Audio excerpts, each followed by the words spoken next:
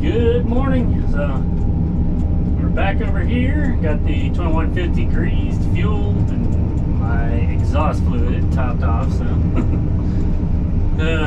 that stuff's so much fun. But my fire burned down really well last night. I just got a few of those big logs, but I'm gonna take out the last couple little scraggly trees, just like right on the property line. After talking to the homeowner last night, because the shop's going to be like, we're going to set it 10 feet off the property line. He's trying to get as far on the property that way as he can, but those are going to kind of hang over the back of the shop and such. I'm going to pluck those out this morning, and I got these little flags in here now, trying to get my pad and stuff like that laid out. The building itself is going to be 36 by 60, but then he's going to have 20 feet out in the front that'll be covered. The front's going to be 20 feet out from the front of the building. Will still be concrete and be just kind of like a cover carport area. So I got to skim all this stuff down and get to some decent clay before we start bringing any other clay in here. So I don't know if you can see that flag up there is the corner, paper towel in there, of where the concrete pad's going to be. The front of the shop's actually going to be kind of towards the side of what looks to be like that driveway right now. But since he's going to have concrete and such in here, I want to skim the grass and dirt and all that junk off.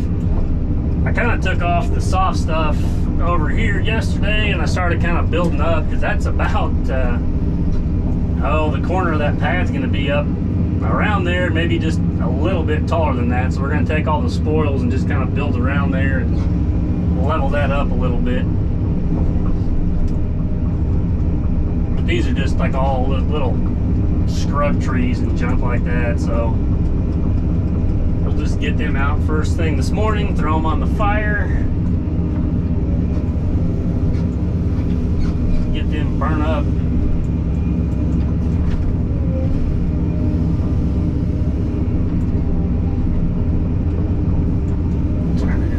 Grab this one so the neighbor lady didn't think I'm just pushing stuff on her property.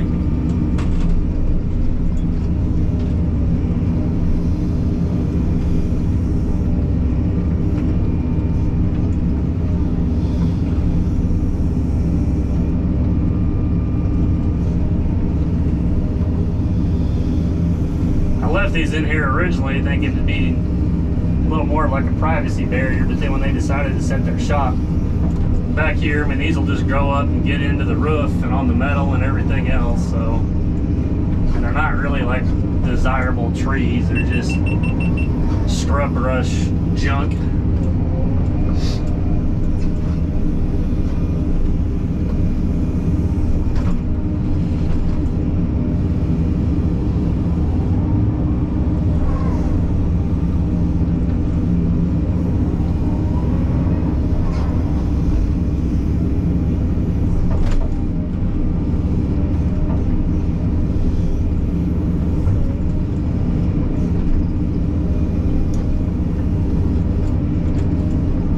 It'll be nice having these out here. I can kind of run along the edge of the property line and scrape the rest of that junk up. I don't know, I doubt he does. He may just rock the back of it, or just kind of let the back of it go back to nature. But we'll just kind of have a little slope from the back of the shop down to the property line.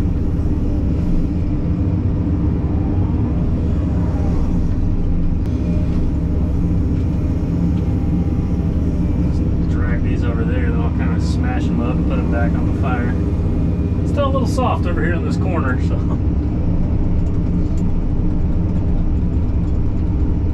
And I think I got like a little pre-construction meeting for another job coming up later this month. I got to be at 10, so I just ran over here in my pickup. But then when I get done with that, I won't be too far from my shop. I'm gonna swing by and pick up the dump truck, and then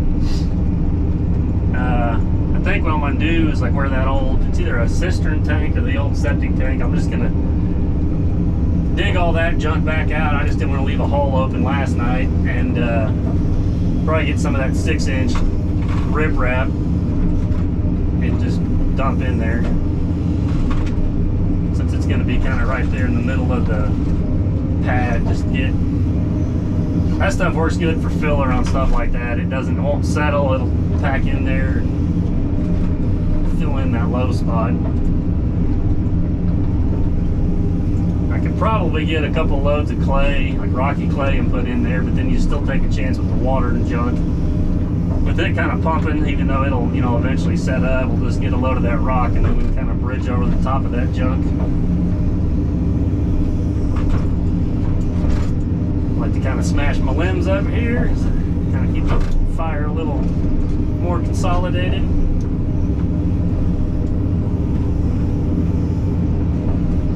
Maybe try to pick it up with not as much dirt.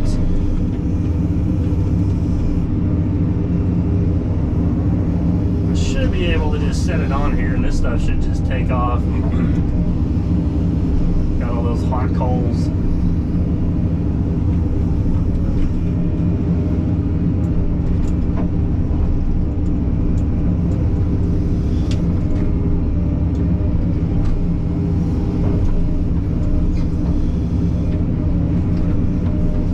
Stir it around a little bit, get some air in there, and it should just take right off.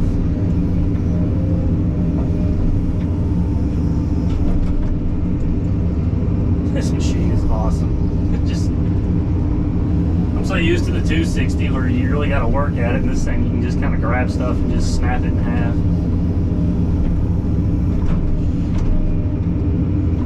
I always say that, but this piece doesn't want to break.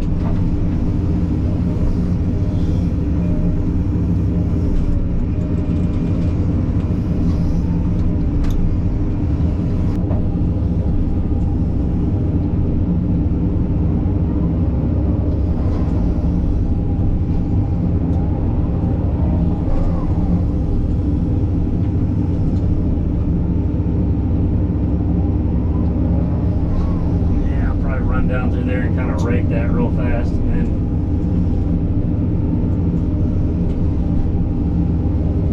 I probably shouldn't have smashed these all up in here. I'm gonna have all these little limbs and this junk. It won't hurt anything though. Yeah. Good move, Brandon.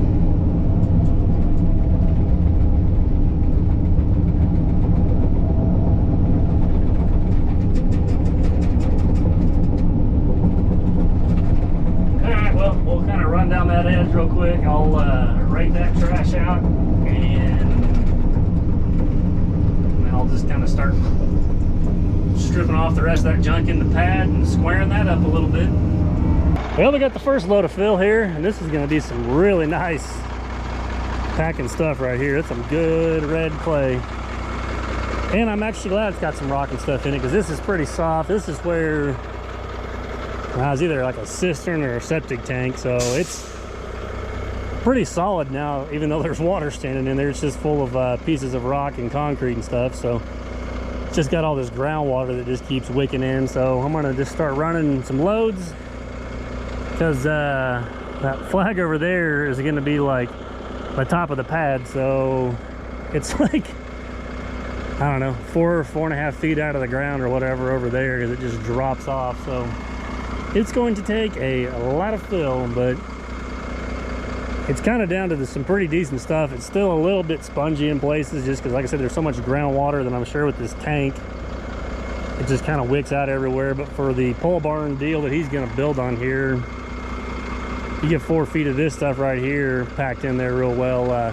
He shouldn't have any settling issues. So Dad's tied up working on some other stuff right now, so I'm playing truck driver, but I'm going to spend a couple hours this afternoon just hauling as many loads as I can in here. I'll kind of, it's a lot more solid where the truck's at. See if I can just back it in there, and I can just take the 2150 and start pushing it over. I don't have a roller, so we're just going to try to roll it in with the truck for today. I don't know if I'm even going to be able to get a roller this week or not. So these things are so hard to come by, but yeah, between the 2150 and the loaded dump truck, we'll just kind of roll it in here as we go and lifts. But I figure I can get, I don't know, 10 or 12 of them if I got time today, and just start piling them in here and just, like I said, work it over there. So let's do some more trucking.